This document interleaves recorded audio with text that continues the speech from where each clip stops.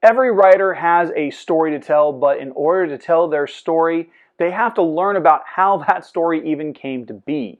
Sometimes that means tracing one's ancestry back to the roots, following in the footsteps of a beloved relative. This month, I get to talk with a fantastic author and anthologist who had to do just that to figure out her story. I'm your host, Garrett K. Jones, and for the February edition of Author Awareness, I'm interviewing the one, the only Elizabeth Suggs.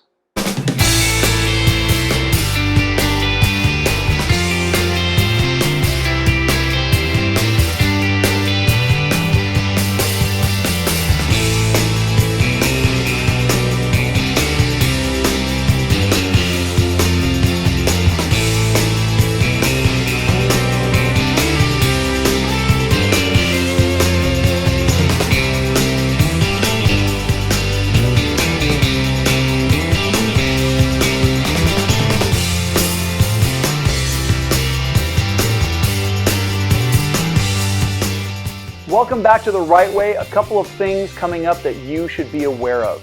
Normally my live stream comes right after Author Awareness, but due to some scheduling and shuffling around, the January live stream will be held in 2 weeks on the 28th. Now don't forget, I'm going to be hosting a fiction writing workshop at the Kings County Library this afternoon from 11 a.m. until 12:30 p.m. We're going to learn about the basics of writing fiction and the elements that go into it, as well as some of the tropes that are commonly seen in fiction writing.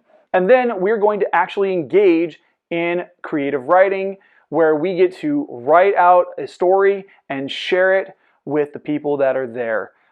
It's going to be really fun. And the best part about it is that it is absolutely free, 100% no charge. We are also 9 weeks away from the milestone 200th episode. I'll be making the announcement about who I've got as my special guest at the start of February, which is just 3 weeks away. I'm really excited because this was a guest I've been wanting to have on the show for a couple of years now. And I'm not going to get ahead of myself, don't worry, but you're really going to love it. Also, don't forget that we will be doing Author Awareness April this year, not August. I will have an author showcase on Saturday, April 1st, revealing every author featured throughout the month of April.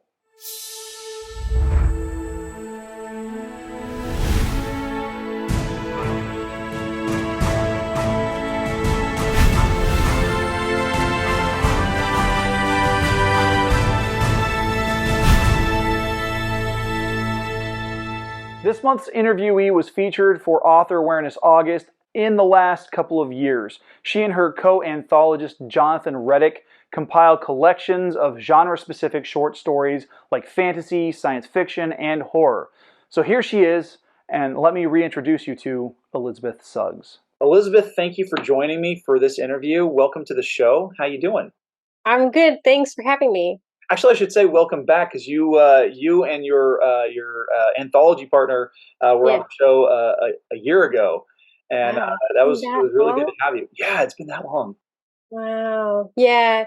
Yeah. We're still doing anthologies. So he and I co-own Collective Tales Publishing. So that's like with that, and then and we do like anthologies specifically through that. But I can't believe it's been like a year. I know. Wow. It's crazy. And here I started following you because I thought your cosplay videos were fantastic. I know. Okay, I've been like super. The thing is I have not been doing them as much. Like I do have a lot still, like just like from backups, but since being over in Swansea for the year, I haven't really had a chance to like get a lot of my cosplay outfits. So I've just had to say like bye for just like temporary. So I haven't like had any new content, like really, really new stuff. Except for I guess there was one new thing, but not nearly as much as it used to. Because I want to go back to my live readings and then doing the cosplay, and then it'll be great. Yeah. So, big plans soon. So tell me what you're working on right now, because obviously you're in Wales. You're not in your home area. What are you working on right now? Yeah. So, well, there are several projects. So, if we're talking about the Collective Tales publishing, currently there is Collective Visions, which is a sci-fi anthology that's coming out, and then we have a dystopian Collective Chaos, and then an LGBTQ one, which is in Collective Humanity. And so those are all like big, like the Collective Humanity is a nonprofit that we're working with like an actual organization in Utah that kind of like built it from that. So we're excited for that. And then, but me personally, I've been doing tons of short stories. There's one on that I did this like a monochrome one that is going as like a monochrome noir, like no color kind of thing that I submitted to one place that comes out. I don't know when it'll come out, but then I have a few things coming out. But what I'm currently working on, currently writing as we speak, two projects. I mean, I have lots, but two projects. One is a dystopian romance, which and I think may have already told you this. I'm not sure, but it's if like 1984 and Fahrenheit 451 had a baby like that, and then but like romance, like more romance than I mean, I know there's romance in 1984, but like a little bit more.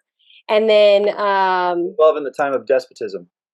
yeah, exactly. And then I'm also working on the reason for me coming to Swansea. I'm working on a book about my grandpa. It's like a memoir biography because he was an inventor. He came to Swansea University to go get the PhD in electrical engineering.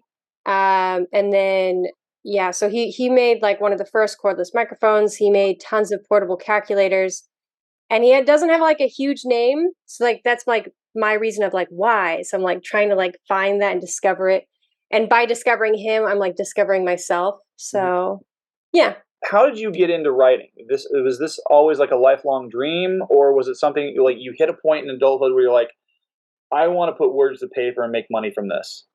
No, it started when I was in kindergarten. I was writing like when you first learn your letters, I Mhm. was writing a sentence like I think I was like, I can't remember. I just remember writing letters, but then I also drew this picture of this weird monster thing that I don't know. I've drawn him before, but he's like a potato man, like, and he has like arms and he has like a pokey face. I don't or like a pointy nose. I don't know, but I remember just being like, that was so fun. You can just make things up, and so like I kind of like went on this journey of like tons of different like little series, and then like my very first book, like chapter book, was when I was 10, and it was about the magic book, and it was like this, there one side was evil and one side was good, and there was like, I watched a lot of horror movies as a child, so uh one of the monsters in my book was like this skin eater. Oh, Yeah, I watched Freddy Krueger and like Jason and all these things way too young, and yeah, so but that's why I love horror and dystopians and all this stuff. Yeah. obviously, horror is an element for inspiration for you, but so is history. What are some Yeah. other inspirations that you have? Romance. I love love. And so anytime I I have tried to write like romance, like strictly romance stories, and I think I might get into it later. Like I do have this one project about like this fireman and like finding this like lady, and anyway, but like that's put on the back burner just because of all this other stuff that I have to, I'm working on. Yeah. But that like seeing how people react with each other, that's really inspirational. Like that comes a lot from romance, because horror and romance are both like these really intense emotions, and for me I really like intense emotions like that, really like sensory based description. Hmm. And that's where like I get my inspiration, like so that's like the biggest inspiration for me. So, what is one of the hardest parts or the biggest challenges that you've encountered as an author when developing your work? Well, it actually comes through with my grandpa story. So that one I've never really written like other. So I have a journalism background, so I have written actual news, factual things, nonfiction. But it's like a completely, and like I've written diary entries, so, but like it's like both of those mixed, but like in a completely different way. And for a long time, because I've been working on this for like 3 years, like putting the research together and stuff, and it's finally coming together. But in like that first year, I had like no idea how to write it.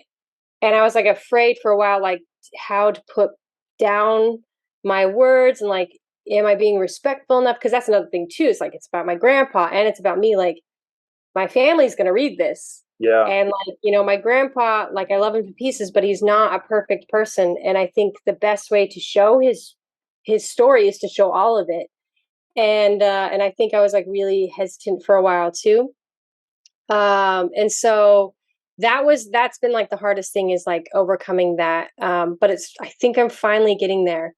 But it's just like any new genre. Like when you write any new genre, it's like, how do I do this justice? And so it's like reading a bunch of stuff on like, not even just reading it on like how to write that, but like reading memoirs, reading biographies, and see how like the other authors do it. But that's been helping me a lot. If you were to give any advice to other would-be authors out there, what would you tell them? Well, I mean, there's a few things. So let's see. Do I have like a prompt, like what's wrong with like what is going on with the authors, or should I just like say whatever's on my mind? Whatever's on your mind. Keep trying, because it is going to be really hard sometimes, especially with maybe you have writer's block. A really awesome author that told me once that sometimes writer's block happens because you, on a subconscious level, do not believe what's happening in your story. So go back a little bit, reread that scene, and maybe write it in a slightly different way, and then continue on. So just keep trying. Just even if it's just one sentence a day, it doesn't matter. It's the fact that you're putting words on a paper. That's what I would say. We're coming up to the end of the interview. How can people get a hold of you? How can they get a hold of your work? Whether it's your independent stuff, whether it's the collective publishing, how can they connect with you? So you can find me on Facebook and Instagram. So on Instagram, it's Elizabeth Suggs author. And then that's Suggs. And then there's Facebook, which is just like, if you just search Elizabeth Suggs, or you can do author Elizabeth Suggs, you'll find me. And then if you want to, I have 2 websites, the Editing Me, which is Editing Me, that's MEE, so editingme.com. And I have like blog reviews, like book reviews and stuff on there. And then also my Goodreads, I'm everywhere. You just search Elizabeth Suggs, you'll find me.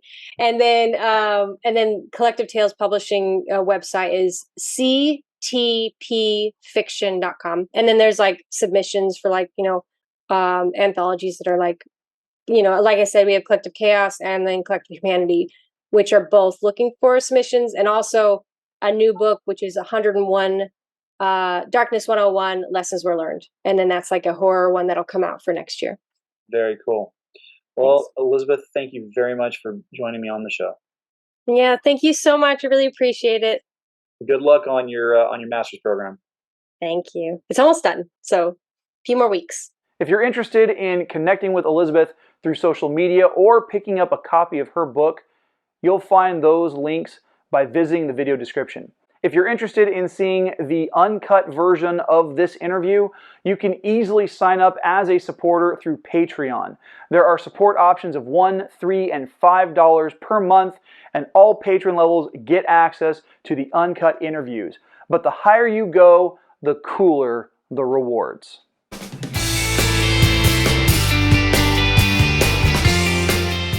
Hey, thanks for watching. Please hit like, hit subscribe, and hit the bell for notifications on new videos. You can support the channel on Patreon and the merch store. Those links can be found in the video description. Make sure to tune in next week for the January edition of Creators Corner, featuring more world-building writing tips. See you then.